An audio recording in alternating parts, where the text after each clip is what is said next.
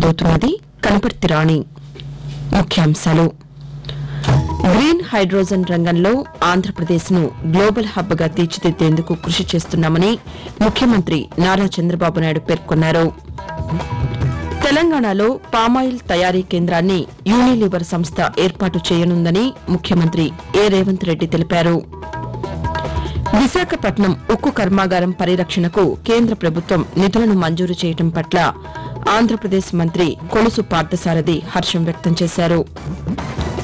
JEE mains 2025 మొదటి session పరీక్షలు ఈ రోజు నుంచి ప్రారంభం కానున్నాయి. తెలంగాణ వ్యాప్తంగా ప్రభుత్వ పథకాలకు లబ్దిదారుల ఎంపిక కోసం గ్రామ వార్డు సభలు కొనసాగుతున్నాయి. వార్తల వివరాలు. గ్రీన్ ఎనర్జీ, గ్రీన్ హైడ్రోజన్ రంగాల్లో ఆంధ్రప్రదేశ్ను గ్లోబల్ హబ్గా తీర్చిదిద్దేందుకు కృషి చేస్తున్నామని ముఖ్యమంత్రి నారా చంద్రబాబు నాయుడు పేర్కొన్నారు.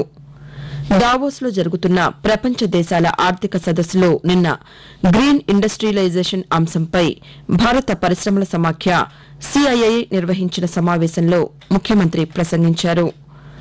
ఆంధ్రప్రదేశ్ పెట్టుబడులకు అత్యంత అనుకూల రాష్టమని అన్నారు. సుస్థిరాభివృద్ది సాధించి ఇంధన సంస్కరణలతో రాష్ట్రాన్ని ఆదర్శంగా నిలపాలన్నదే ప్రభుత్వ లక్ష్యమని పేర్కొన్నారు.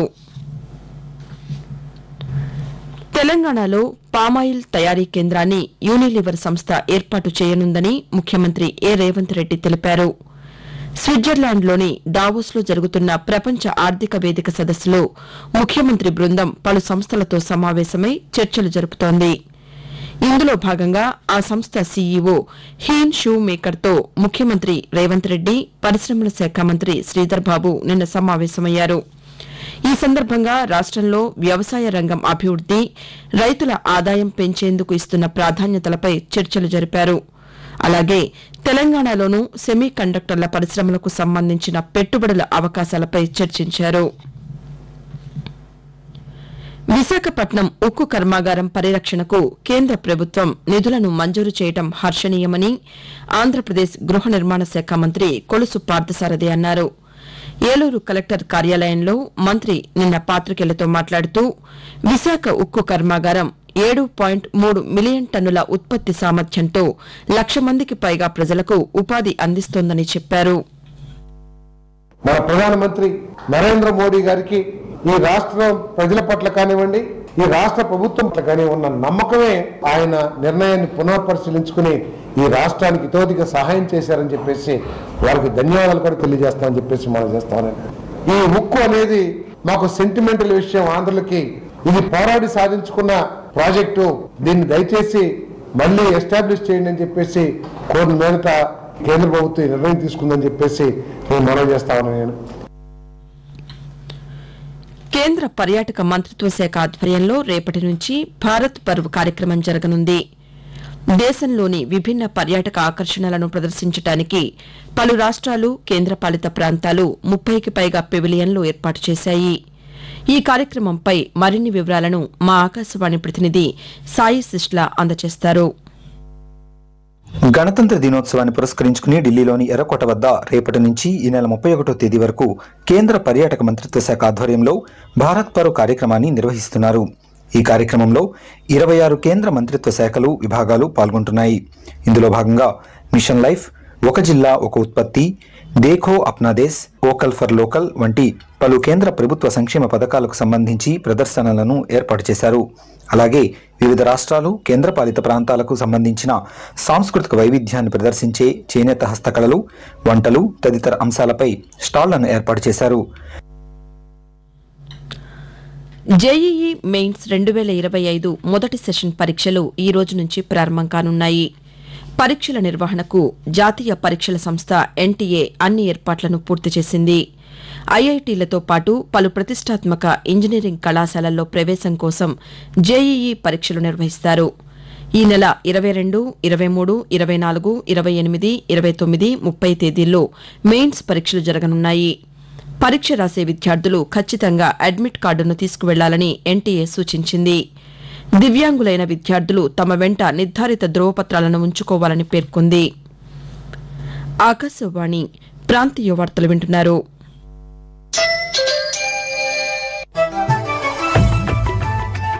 నిరంతర వార్తా విశేషాల కోసం news on air YouTube channel ను, newsonair.gov.in వెబ్సైట్ ను, ట్విట్టర్ లో ఆల్ ఇండియా రేడియో న్యూస్ ను వీక్షించండి. తెలుగు ప్రాంతీయ వార్తా విశేషాల కోసం ఆకాశవాణి న్యూస్ విజయవాడ మరియు Akashvani news Visakhapatnam YouTube channels ను వీక్షించండి.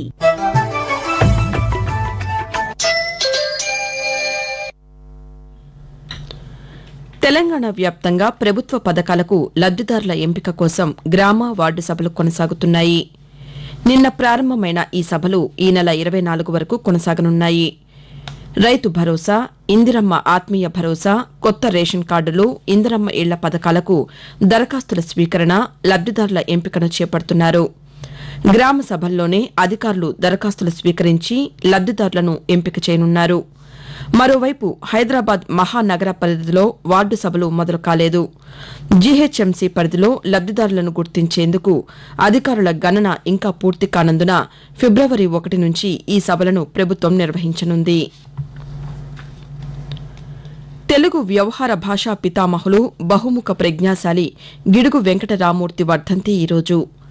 శ్రీకాకుళం జిల్లా పర్వతాలపేటలో ఆగస్టు 29, 1863లో జన్మించారు. గ్రాంధిక భాషలో ఉన్న తెలుగు వచనాన్ని ప్రజల వాడుక భాషలోకి తెచ్చి నిత్య వ్యవహారంలో తెలుగు భాష సొబగును అందరికీ తెలియచేశారు. బహుభాషావేత్త, చరిత్రకారుడు అయిన రామ్మూర్తి సవర భాషను ప్రాచుర్యంలోకి తెచ్చి సవర పుస్తకాలు రాశారు. వ్యవహారిక భాష కోసం కృషి చేసిన రామ్మూర్తి జనవరి 22, 1940లో తుదిశ్వాస విడిచారు. విజయవాడలోని ఆంధ్రప్రదేశ్ రాజ్భవన్లో మణిపూర్, మేఘాలయ, త్రిపుర రాష్ట్రాల ఆవిర్భావ వేడుకలను నిన్న నిర్వహించారు. ఏక్ భారత్ శ్రేష్ఠ్ భారత్లో భాగంగా చేపట్టిన ఈ కార్యక్రమంలో governor justice S Abdul Nazeer పాల్గొని ప్రసంగించారు. దేశంలోని ఈశాన్య ప్రాంతం ప్రకృతి సౌందర్యానికి, పర్యాటకానికి ప్రసిద్ది చెందిందని అన్నారు. సంవత్సరం పొడవునా ఉత్సవాలు నిర్వహించడం మణిపూర్ ప్రత్యేకత అని చెప్పారు.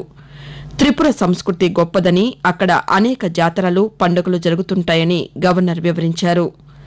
ఈ సందర్భంగా త్రిపుర, మేఘాలయ గవర్నర్ల వీడియో సందేశాన్ని ప్రదర్శించారు. ఉత్తరప్రదేశ్లోని ప్రయాగ్రాజ్ మహాకుంభమేళాకు భక్తులు అధిక సంఖ్యలో హాజరవుతున్నారని ప్రభుత్వ వర్గాలు తెలియజేశాయి.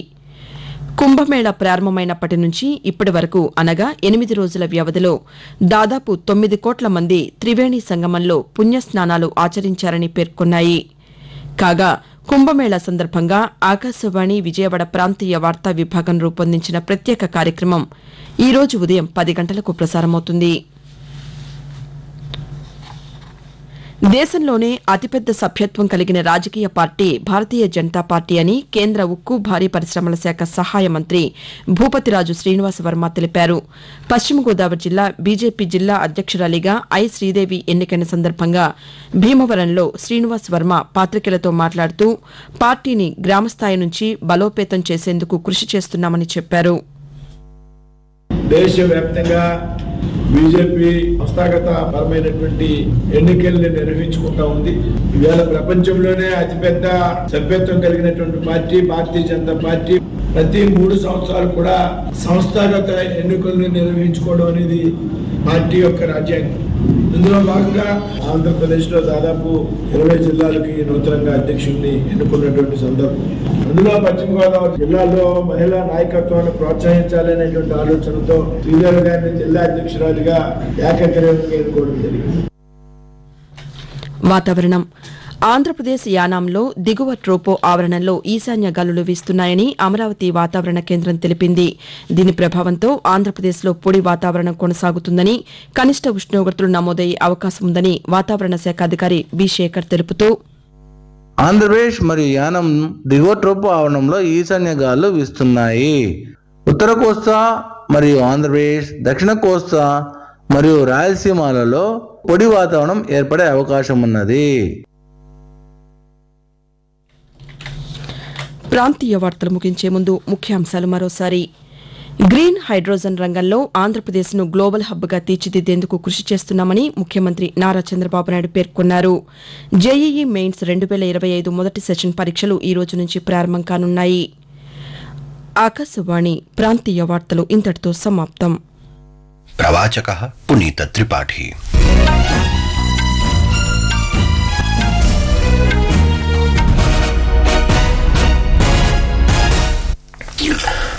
अथ वार्ताः।